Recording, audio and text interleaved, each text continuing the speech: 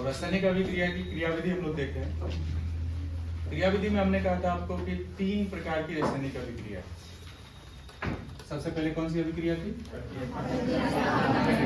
प्रतिस्थापन अभिक्रिया। इसके बाद दूसरा अभिक्रिया बोलिए, तीसरा बोलिए। ये सब हम लोग पहले डिस्कस कर चुके थे। हम लोगों ने प्रतिस्थापन में क्या कहा कि कोई परमाणु अथवा समूह जुटेगा और उसके स्थान से एक नया परमाणु अथवा समूह हटेगा। ठीक है, मतलब एक सिग्मा बंध टूटेगा और एक नया सिग्मा बंध का तो फिर हम लोग क्या नाम देंगे उसे? अगर कोई परमाणु अथवा समूह हटे लेकिन उसके स्थान पर कोई परमाणु अथवा समूह जुटे तो क्या नाम देते हैं उसे? ठीक इसका उल्टा, अगर कोई जुटे लेकिन कोई हटे तो फिर उसका नाम क्या होगा? ये हम लोग अभी एग्जाम्पल के साथ डिस्कस कर चुके थे। फिर हमने कहा था कि प्रतिस्थापन 2 प्रकार का। कैसे 2 प्रकार का? कि अगर इसको मैंने कहा था अवशिष्ट समूह, अगर इसे नाभिक रागी हटाए, कौन हटाए?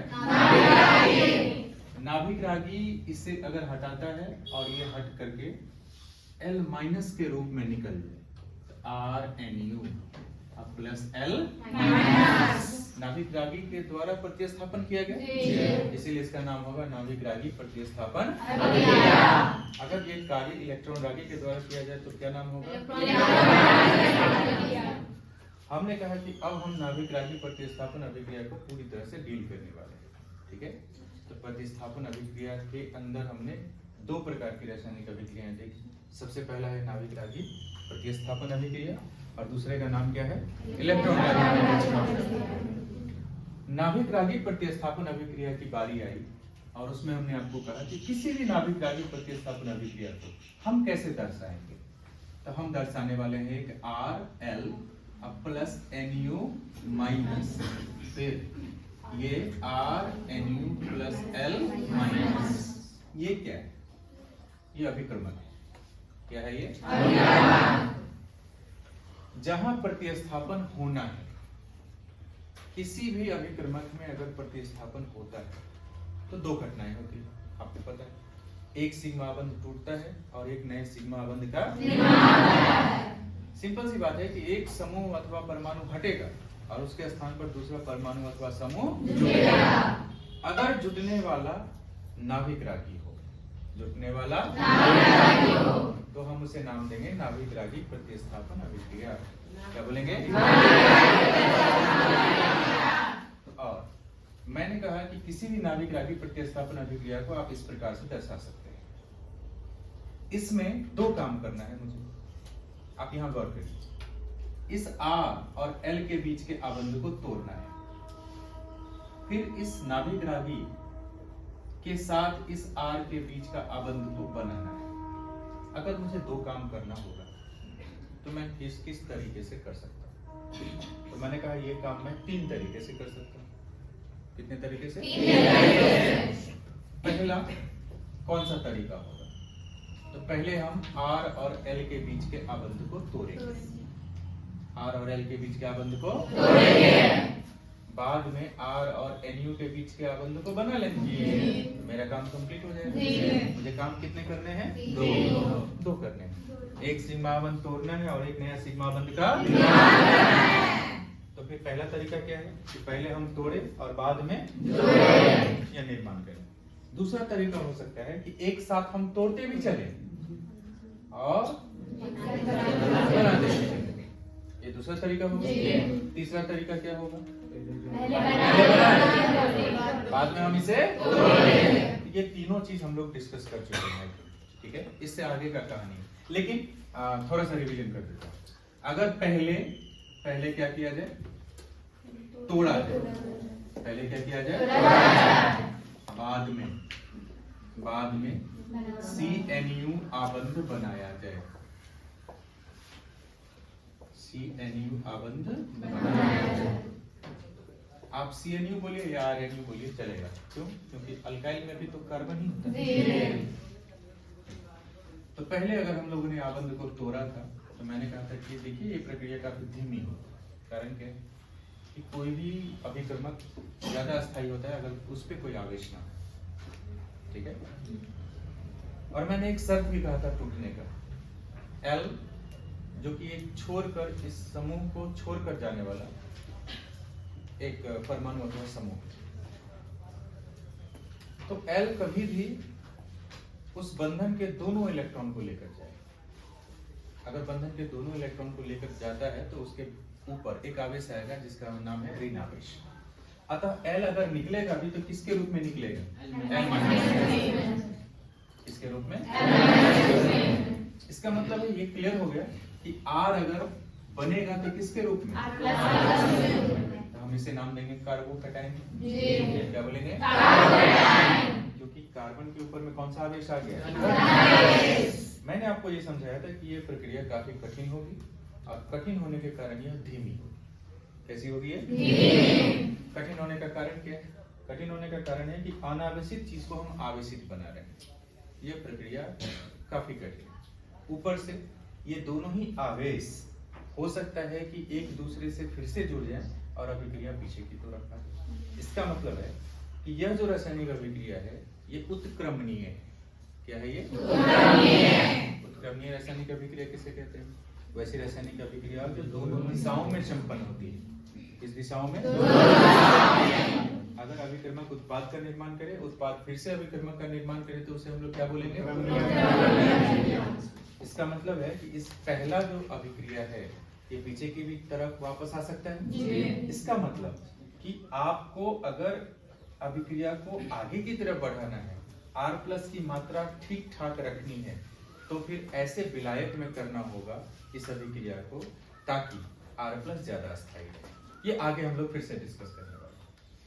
तो ये मैंने बोला था आपको, और ये कभी भी गैसीय अवस्था में नहीं होगा। कारण क्या है कि गैसीय अवस्था में इसको कोई अस्थायी करने वाला नहीं बचेगा। अगर गैसीय अवस्था में अस्थायी करने वाला नहीं बचेगा तो दोनों मिल करके फिर से आरएल बना देंगे, तो दूसरा चरण नहीं होने वाला है। अभी तो हमारा एक काम कंप्लीट हुआ, मैंने एक सिग्मा बंध को तोड़ा है, नया सिग्मा बंध का निर्माण नहीं हुआ। अब मैं नए सिग्मा बंध का निर्माण करूँ। निर्माण करने के लिए मुझे Nu- की जरूरत पड़ेगी। ये जो धन आवेश और ऋण आवेश ये एक दूसरे को बहुत तेजी से आकर्षित करेंगे। धनावेश जो इस R पर है, इसका मतलब है कि इसके पास इलेक्ट्रॉन की कमी है, और Nu- के पास आप जानते हैं कि इलेक्ट्रॉन की अधिकता है, तो दोनों के बीच में आयनिक आबंध का निर्माण हो जाएगा, तुरंत रासायनिक बंधन का निर्माण होगा और यहाँ बन जाएगा RNU। क्या बनेगा? तो मेरा काम अब कंप्लीट हो गया, क्योंकि मुझे दो काम करना था। एक, पहले आबंध को तोड़ना था, अब बाद में आबंध को बनाना था। मैंने कर दिया। इस पूरी अभिक्रिया के दौरान मुझे कुछ चीजों के बारे में जानकारी मिली। जानकारी क्या है? इस पूरे अभिक्रिया का या पहले कितने चरण है? कितने चरण है? पहला चरण धीमा है कि तेज है? धीमा है। तो मुझे लगता है कि दर इसी चरण पर निर्भर करेगी, इसीलिए मैं इसको लिखूंगा RDS, रेट डिटरमाइनिंग स्टेट। बोलेंगे हिंदी में इसको बोलेंगे दर निर्धारक चरण। क्या नाम देंगे? दर निर्धारक चरण। इसका मतलब है कि पहला चरण अगर दर निर्धारक चरण है तो उसमें कार्बोकैटायन का निर्माण होता है। इसका अर्थ, अच्छा पहले हम लोग लिखते हैं पहला चरण क्या है। पहला चरण क्या है? RDS। बोलिए पहला चरण क्या है? RDS। अगर दर निर्भर भी करती है तो किस बात पर निर्भर करती है? तो मुझे लगता है कि अभिक्रिया कब कंप्लीट होगी? जब अच्छी मात्रा में कौन बनेगा? R+ क्या है? क्या है ये यहाँ? बोलिए मध्यवर्ती, जो अगले चरण में नाभिक रागी के साथ मिलकर RNU बना। तो दर सीधा समानुपाती है किसकी सांद्रता के? क्लियर है ना? दर सीधा समानुपाती किसकी सांद्रता के? और दर समीकरण में जो अभिकर्मक होते हैं उसका जो पावर होता है हम लोग उसी को नाम देते हैं कोटि। क्या बोलते हैं? कोटि। इस अभिक्रिया की कोटि कितनी? बोलिए। आणविकता कितनी? आणविकता किसे कहते हैं? आणविकता कहते हैं कि प्राथमिक अभिक्रिया में भाग लेने वाले अभिकर्मक के अणुओं की संख्या।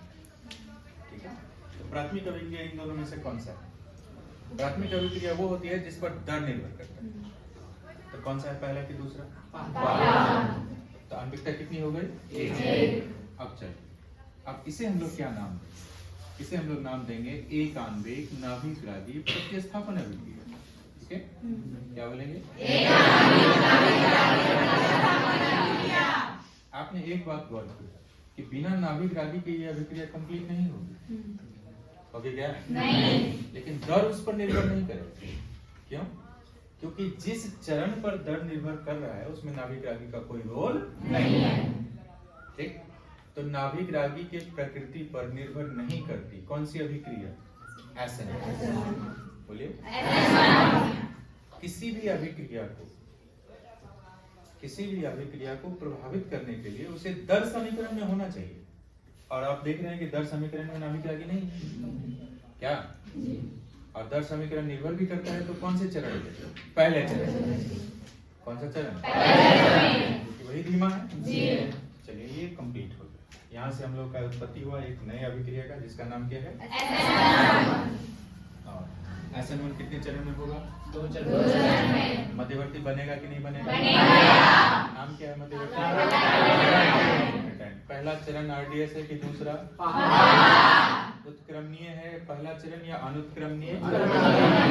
दोनों दिशाओं में होता है। इसकी दर कितनी है? सॉरी, आणविकता कितनी है? कोटि कितनी है? दर समीकरण में नाभिकरागी है कि नहीं है? अब ये बात हो, अब मैंने कहा कि दूसरा हम लोग स्टेप लेंगे। दूसरा स्टेप क्या लेंगे? कैसे इस काम को कंप्लीट करना है? इस काम को कंप्लीट करने के लिए हम पहले एक साथ दोनों काम करेंगे। एक साथ तोड़ेंगे भी, ठीक है, और दूसरे साइड से उसको जोड़ेंगे। ठीक है, तो ये काम करने के लिए हमें क्या करना है? जैसे कभी भी बिल्डिंग बनाते हैं तो मैंने समझाया था कि अगर आपको पहले से बिल्डिंग है उसी स्थान पर दोनों काम एक साथ करना है तो तोड़ने वाला भी काम चलेगा और बिल्डिंग का मटेरियल भी चाहिए ताकि उसका निर्माण भी शुरू रहे, है ना? तो जोड़ना किससे है? किसको जोड़ना है मुझे बताइए। आप अगर इसको तोड़ेंगे तो जोड़ना किसको है? नाभिकरागी। बोलो ना, नाभिकरागी। तो उसी समय में नाभिकरागी चाहिए कि बाद में लाएंगे तो चलेगा? इसका अर्थ है कि आपको RL और NU माइनस एक साथ जरूरत पड़ेगी। सही है? अब क्या करें? इस L के आबंध को धीरे धीरे तोड़ते चले और NU के आबंध को क्या करें? बनाते चले। सही है ना? तो अब हमारा क्या जरूरत है और कैसे हम ये प्रोसीड करें? RL प्लस NU माइनस एक साथ ये आबंध क्या हो रहा है? टूट रहा है और ये बन रहा है। अब RNU बन गया और इसके साथ निकल गया कौन? देखिए, कभी हम ना इसका स्टीरियोकेमिस्ट्री डिस्कस करेंगे। नहीं दिख रहा है क्या? ऊपर लिखते हैं। तो R L के बीच का आबंध तोड़ा और R और NU के बीच का आबंध बना। शर्त क्या है कि दोनों काम में पहले कौन बाद में कौन? दोनों काम एक साथ हो रहा है ना? पहले क्या था? पहले तोड़ा गया, बाद में जोड़ा गया। इससे कौन सी अभिक्रिया की उत्पत्ति है? अभी दोनों एक साथ कर रहे हैं? दोनों एक साथ कर रहे हैं तो मुझे बताइए कितने चरण में होगा ये? एक चरण में। कितने चरण में? एक चरण में। यहाँ RDS जैसा कुछ है? नहीं। क्यों? अगर हम दो के टीम में दौड़ रहे होते और एक धीमा दौड़ रहा होता उसके कारण हारते। अब अकेले ही हम दौड़ रहे हैं क्या? तो दूसरा कोई रिस्पॉन्सिबल है? नहीं। सही है ना? एक ही चरण है तो उसको धीमा कैसे कर सकते हैं? संभव है क्या? अब दुनिया में एक ही आदमी हो तो उसको भूसकोल कहेंगे? सबसे तेज आपके देखने के ऊपर है। तो कहने का अर्थ है कि एक ही चरण है तो इसमें कोई आरटीएस जैसा कोई चीज क्या कोई मध्यवर्ती है? जोर से बोलिए। लेकिन बिना मध्यवर्ती के तो रासायनिक अभिक्रिया होती है और बिना मध्यवर्ती के होती है, लेकिन इसमें ट्रांजिशन अवस्था जरूर होगी। कौन सी अवस्था? ये सब हम पहले डिस्कस कर चुके हैं। इसका मतलब है ये एक साथ ये कंप्लीट हो गया। अगर मैं दर की बात करूं, इस बार दर इन दोनों चीजों पर निर्भर करेगा। कारण क्या है? क्योंकि दोनों के बिना ये अभिक्रिया कंप्लीट होने वाली नहीं है। अगर मुझे लिखना हो तो इस RL की सांद्रता और साथ में NU माइनस की सांद्रता दोनों की जरूरत पड़ेगी, है ना? ठीक है ना? RL की सांद्रता और NU ठीक है। यहां भी आप RL लिख सकते हैं।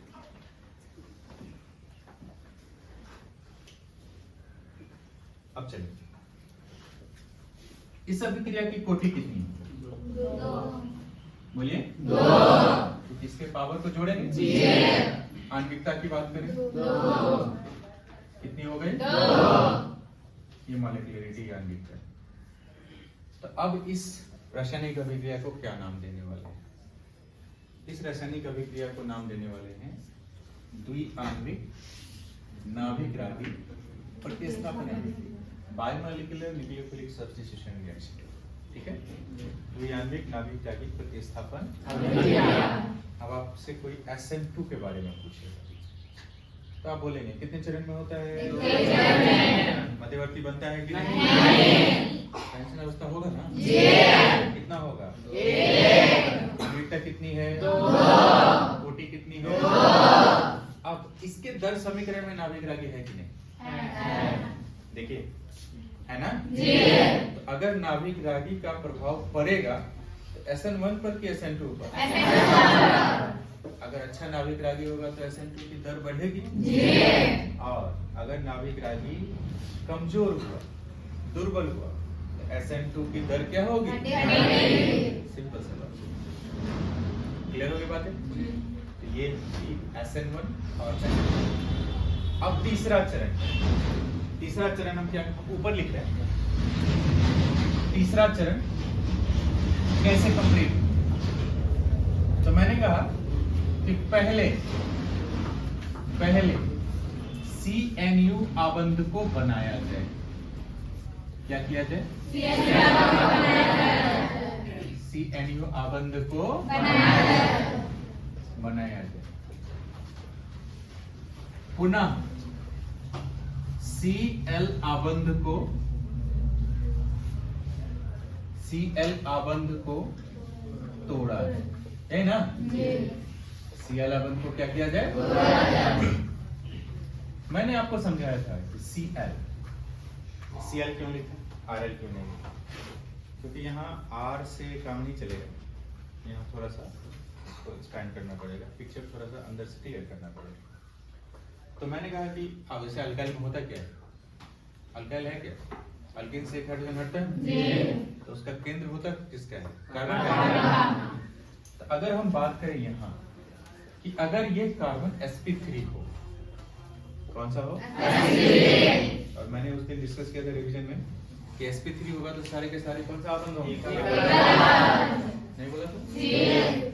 अब बताइए कि अगर इसके 4 आबंध हैं, चारों के चारों आबंध पहले से पूरे, और कौन से आबंध है? एकल आबंध। आप क्या चाह रहे हैं कि हम पहले आबंध बनाएं? कौन सा आबंध? सिग्मा की पाई? सिग्मा।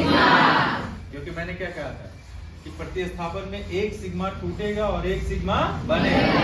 अब आप पे निर्भर कर रहा है कि आप क्या कर रहे हैं पहले, ठीक है, या एक साथ कोई काम कर रहे हैं। तो पहले आप बनाना चाह रहे हैं, बाद में क्या करना चाह रहे हैं? तोड़ना। ये तीसरा स्टेप। तो हम लोग अगर पहले बनाना चाहें, अगर इसका आबंध बनाना चाहें कि पहले हम जोड़ देते हैं, अगर हम जोड़ दें तो मैंने कहा कि देखिए अगर जोड़ेंगे इस आबंध को गिनिए जो कार्बन के आसपास है। कार्बन कितने आबंध का निर्माण कर रहा है? 5। और ये कार्बन की कोवेलेंसी आप जानते हैं अधिक से अधिक कितनी हो सकती है? उसके बाद उसके पास ऑर्बिटल ही खाली नहीं है, सही है ना? इसका अर्थ क्या है कि कार्बन कभी भी 5 आबंध का निर्माण नहीं करेगा।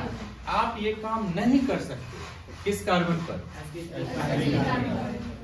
अगर कार्बन का शंकरण क्या रहा हो तो यह कार्य संभव नहीं है। लेकिन यह कार्य संभव है अगर कार्बन का शंकरण क्या हो?